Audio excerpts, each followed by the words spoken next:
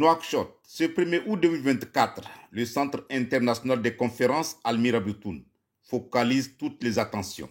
Et pour cause, la cérémonie d'investiture du président réélu, Mohamed Ould Cheikh El Ghazouani. Dès les premières heures du jour, une atmosphère de fête s'est installée autour du lieu de la cérémonie. Les différentes délégations y affluent. Le chef de l'État, Mahamat Idriss Déby Itno, fait partie des invités de marque à cette prestation de serment. Tous les corps constitués étaient en place quand arrivent les membres du Conseil constitutionnel suivis de l'impétrant, le président El Ghazouani. Après cette phase où le respect des traditions et le protocole se sont accordés pour donner le caractère solennel de la cérémonie, débute l'audience publique de prestation de serment et d'investiture. Comme l'exige la tradition, il y a eu d'abord la lecture du Saint-Coran.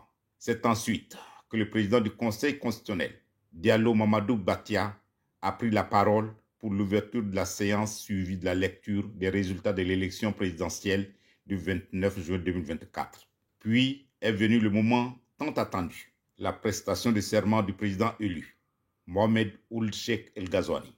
Avec engagement et détermination, il a juré de servir la Mauritanie avec fidélité et dévouement. Après son serment, le président investi a reçu la plus haute distinction du pays, des mains du président du Conseil constitutionnel.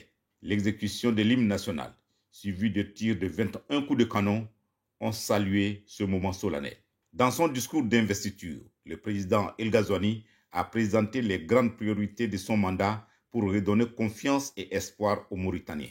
La cérémonie s'est achevée dans une ambiance de convivialité et de fraternité, avec les chefs d'État et de gouvernement qui se sont succédés pour féliciter le président réélu, qui est aussi président en exercice de l'Union africaine. Cette prestation de serment a non seulement marqué le début d'un nouveau chapitre pour la Mauritanie, mais a également renforcé les liens de solidarité entre les nations africaines, illustrés par la présence et le soutien de plusieurs dirigeants, à l'image du chef de l'État Mahamat Idriss Déby Itno. Le 1er août restera désormais gravé dans les annales de l'histoire de la Mauritanie.